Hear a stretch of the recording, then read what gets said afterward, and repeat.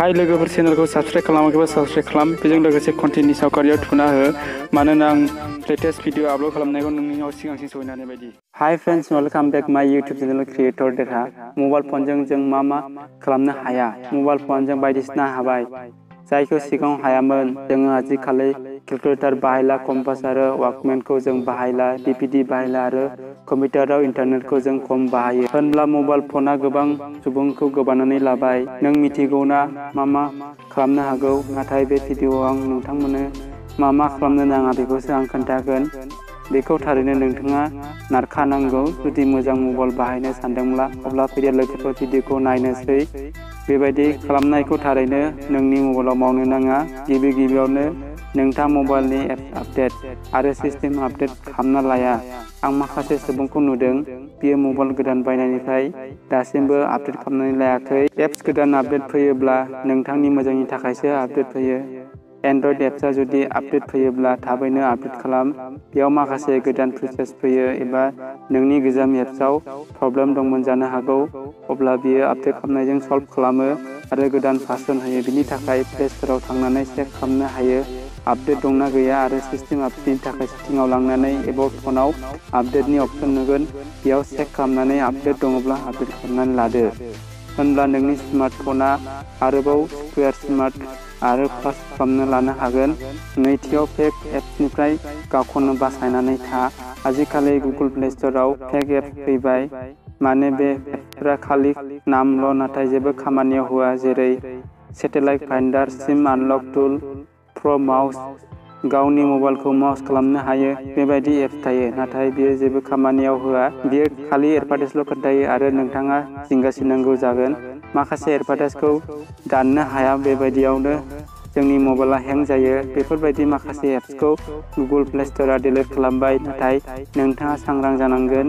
बेबायदि एप्सखौ थारैनो बाहायनो नाङा जेराव गोबां एडभार्टाइज फैयो। थामथियाव माखासे सुबुङा मा खालामो, बेटारिखौ बासायनो थाखाय जाय एप्सखौ अन खालामदों बेखौ स्वाइप खालामो एबा बन्द खालामो। बेबायदि नङा जेबो।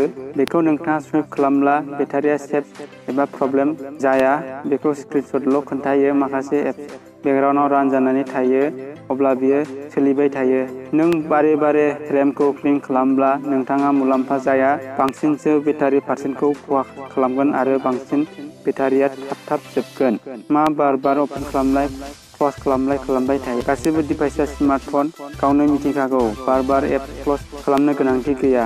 गुबुन मोनसे इम्पर्टेन्ट, सुबुंफ्रा रां बासायनो थाखाय खम दामनि चार्जार बाहायनाय। जानो हागौ नोंथांनि चार्जारा एखनब्ला बहाबा थांब्ला बावबोयो, गोमायो एबा गाज्रि जायो। बे जाहोनाव खम दामनि चार्जार बाहायनो नोंथांनि मबाइला दाम गोसानि, अब्ला चार्जारा गोमायोब्ला गाज्रि जायोब्ला नोंथाङा 50 एबा 100 रांनि चार्जार बाहायब्ला नोंनि मबाइला गाज्रि जाबाय एबा बेटारिया खामानि होला, बेनिफ्राय दुखुसिन माथो थाबावनो। होनब्ला नोंथाङा एखे रेटिंनि चार्जार बाहायनो हायो, जेरै 2 एम्पियार बा 2 एम्पियार बाहाय, नाथाय बे चार्जारा मोनसे ब्रेन्ड जानांगोन। बेनि उनाव जोबथा आरो गोनांसिन मिथिहोनाय, बेयो टेक्न'लजि, मेडिकेल आरो मोनसे कमन सेन्स।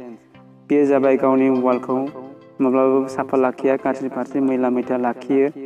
नोंथाङा मिथिया जोंनि आखायाव माखासे बेक्टेरिया थाखुमायो। जोङो माखासे आखाइजों मैला मुवा दाङो आरो लोगोफोरा बिनि आखाइ नोंनि मबाइलखौ बाहायो। आखाइजों मा दांनानै फैयो आरो खोमायाव लाना रायलायो, अब्ला बेक्टेरिया सोमजिनो हागौ आरो जोङो बेरामाव गोलैनो गोनां जागोन।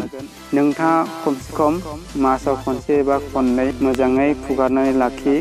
हेडफनब्लाबो बेखौ फुगारनानै ला, साफा लाखिनाया गोनां जोंनि देहानि थाखाय। बे गासैबो खामानिखौ नोंथाङा मबाइलाव मावनो नांथारा।